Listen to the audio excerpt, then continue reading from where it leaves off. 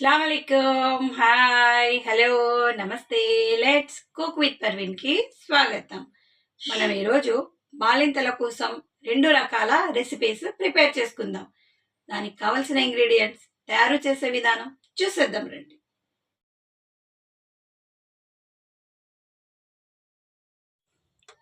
పునగంటి కూర వెల్లుల్లి కారం అండి ప్రిపేర్ చేసుకుందాం. చక్కగా పునగంటి కూరని కడిగేసుకుందాం.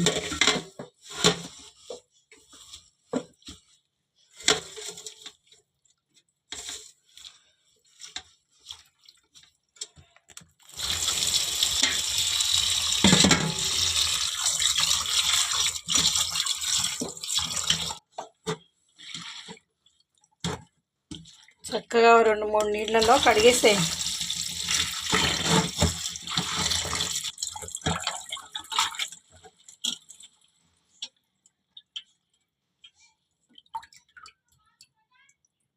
ఇలానే మళ్ళీ గిన్నె మీద దీంట్లో ఉన్న వాటర్ అంతా పోయేలాగా ఇలానే ఉండనిద్దాం కాసేపు.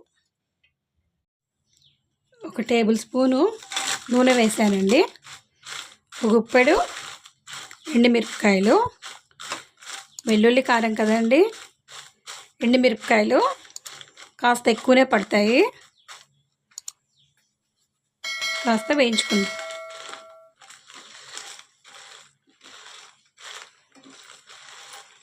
అయిపోయిందండి, తీసేద్దాం. మిరపకాయలు తీసాక అదే నూనెలో 1 టేబుల్ స్పూన్ ధనియాలు,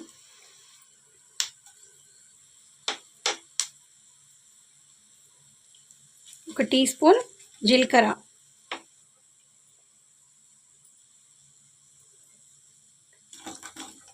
2 వెల్లుల్లిపాయలండి. నేను అలానే వేసాను, మీరు కావాలైతే పొట్టి తీసి వేసుకోండి.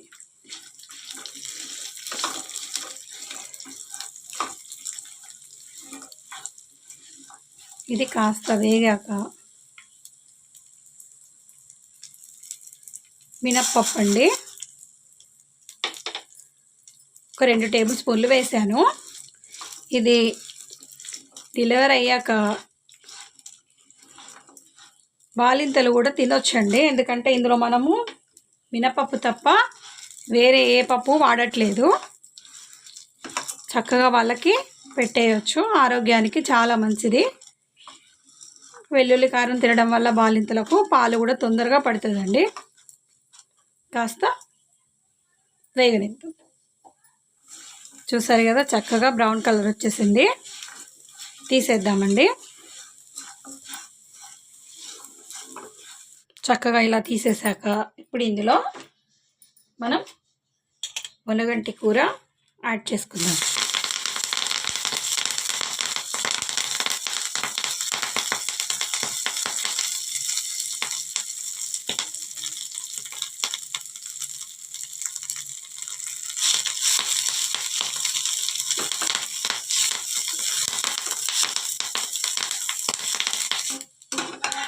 నేను ఇక్కడ మినప్పప్పు ఒకటే వాడానండి. దీనివల్ల డెలివరీ అయిన చక్కగా బాలింతలు కూడా తినేయొచ్చండి.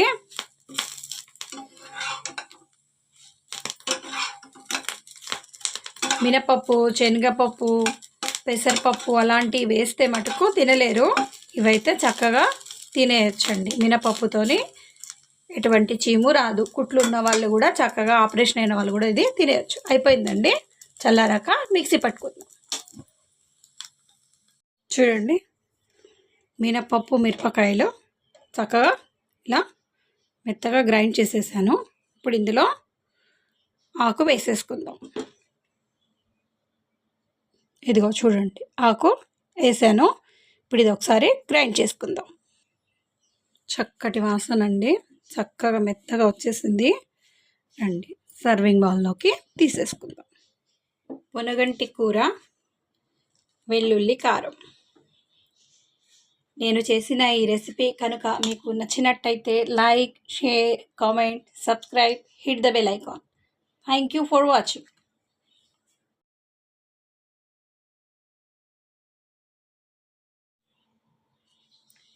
మినప్పప్పు అండి, ఒక్క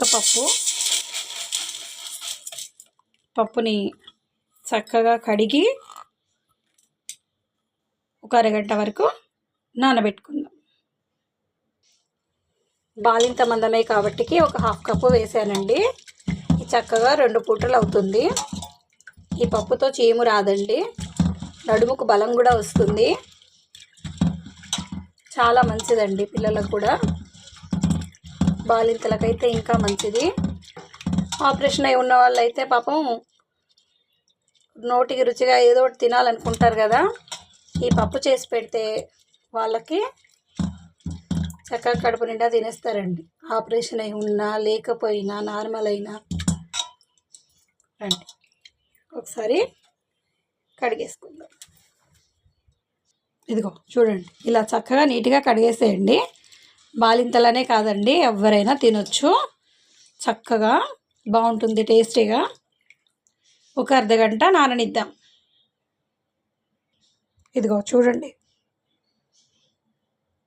మినప్పప్పు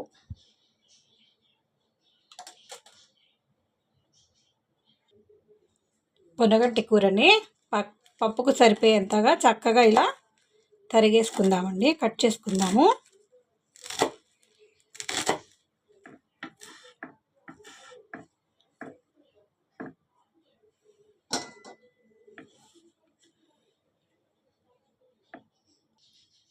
కుక్కర్లో వేసానండి. అరగంట తర్వాత చూడండి చక్కగా నానిపోయింది పప్పు.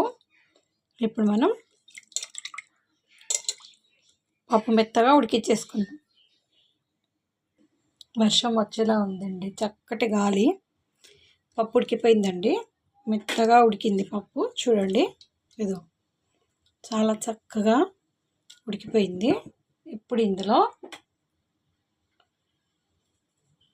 ఒక హాఫ్ టీ స్పూన్ కారం, హాఫ్ టీ స్పూన్ ఉప్పు, మనం ఇందాక కట్ చేసి పెట్టుకున్న ఆకు వేస్తున్నానండి. చక్కగా మళ్ళీ ఈ కూర ఉడికేలాగా ఒక విజిల్ వచ్చేంత వరకు ఉండనిద్దాం.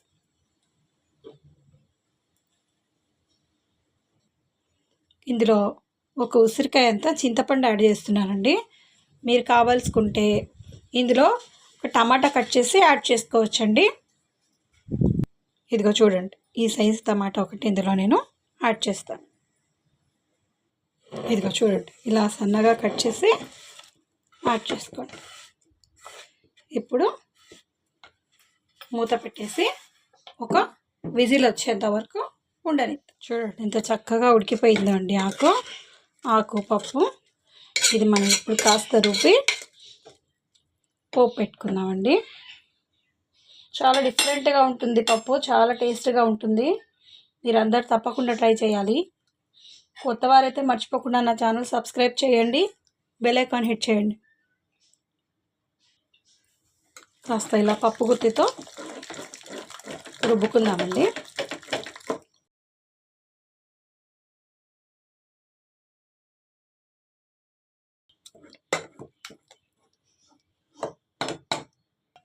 పప్పు పోను వేసుకుందామండి.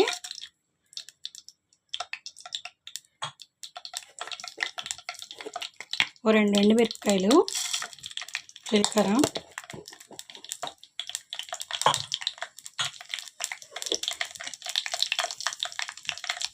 ఆవాలు,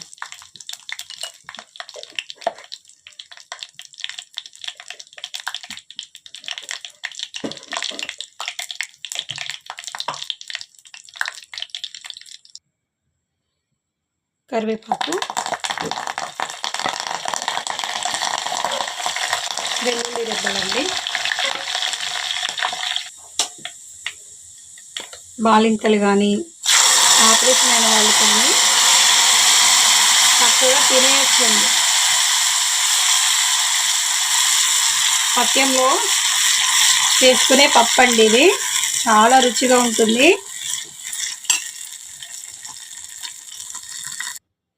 నేను చేసిన ఈ పునగంటి ఆకు మినప్పప్పు కూర రెసిపీ కనుక మీకు నచ్చినట్టయితే like, share, comment, subscribe, hit the bell icon. Thank you for watching.